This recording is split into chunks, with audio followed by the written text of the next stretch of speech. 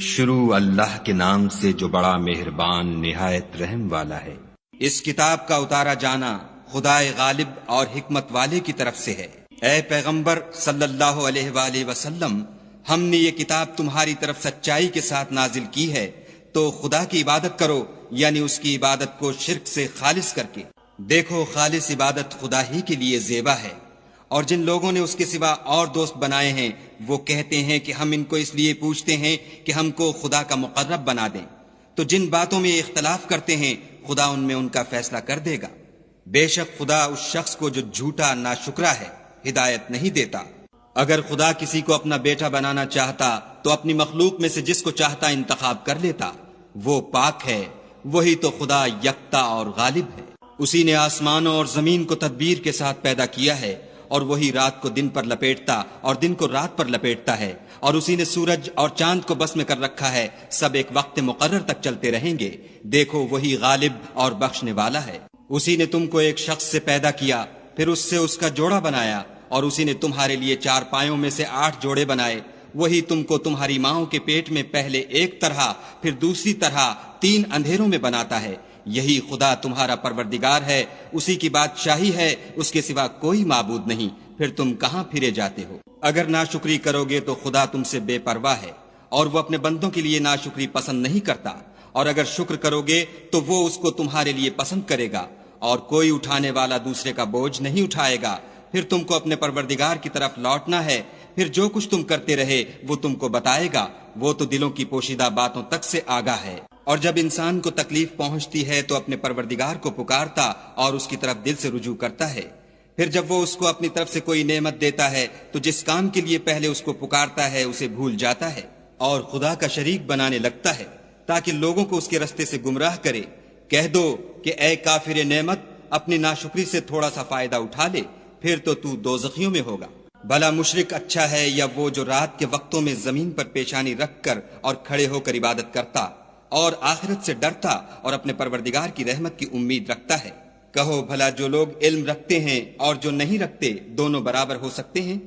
اور نصیحت تو وہی پکڑتے ہیں جو عقل مند ہیں۔ کہہ دو کہ اے میرے بندو جو ایمان لائے ہو، اپنے پروردگار سے ڈرو۔ جنہوں نے اس دنیا میں نیکی کی ان کے لیے بھلائی ہے، اور خدا کی زمین کشادہ ہے۔ جو صبر کرنے والے ہیں ان کو بے شمار ثواب ملے گا۔ کہہ دو کہ مجھ سے ارشاد ہوا ہے کہ خدا کی عبادت کو خالص کر کے اس کی بندگی کروں، اور یہ بھی ارشاد ہوا ہے کہ میں سب سے اول مسلمان بنوں۔ کہہ دو کہ اگر میں اپنے پروردگار کا حکم نہ مانوں تو مجھے بڑے دن کے عذاب سے ڈر لگتا ہے۔ کہہ دو کہ میں اپنے دین کو شرک سے خالص کر کے اس کی عبادت کرتا ہوں، تو تم اس کے سوا جس کی چاہو پرستش کرو۔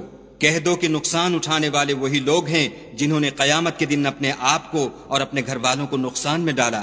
دیکھو، یہی صریح نقصان ہے۔ ان کے اوپر تو آگ کے سائبان ہوں گے اور نیچے اس کے فرش ہوں گے۔ یہ وہ عذاب ہے جس سے خدا اپنے بندوں کو ڈراتا ہے۔ تو اے میرے بندو، مجھ سے ڈرتے رہو، اور جنہوں نے اس سے اجتناب کیا کہ بتوں کو پوجیں اور خدا کی طرف رجوع کیا ان کے لیے بشارت ہے۔ تو میرے بندوں کو بشارت سنا دو۔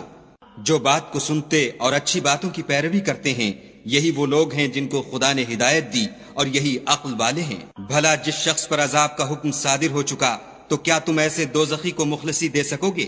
لیکن جو لوگ اپنے پروردگار سے ڈرتے ہیں ان کے لیے اونچے اونچے محل ہیں جن کے اوپر بالا خانے بنے ہوئے ہیں، اور ان کے نیچے نہریں بہہ رہی ہیں۔ یہ خدا کا وعدہ ہے، خدا وعدے کے خلاف نہیں کرتا۔ کیا تم نے نہیں دیکھا کہ خدا آسمان سے پانی نازل کرتا، پھر اس کو زمین میں چشمے بنا کر جاری کرتا، پھر اس سے کھیتی اگاتا ہے جس کے طرح طرح کے رنگ ہوتے ہیں، پھر وہ خشک ہو جاتی ہے تو تم اس کو دیکھتے ہو کہ زرد ہو گئی ہے، پھر اسے چورا چورا کر دیتا ہے۔ بے شک اس میں عقل والوں کے لیے نصیحت ہے۔ بھلا جس شخص کا سینہ خدا نے اسلام کے لیے کھول دیا ہو اور وہ اپنے پروردگار کی طرف سے روشنی پر ہو تو کیا وہ سخت دل کافر کی طرح ہو سکتا ہے؟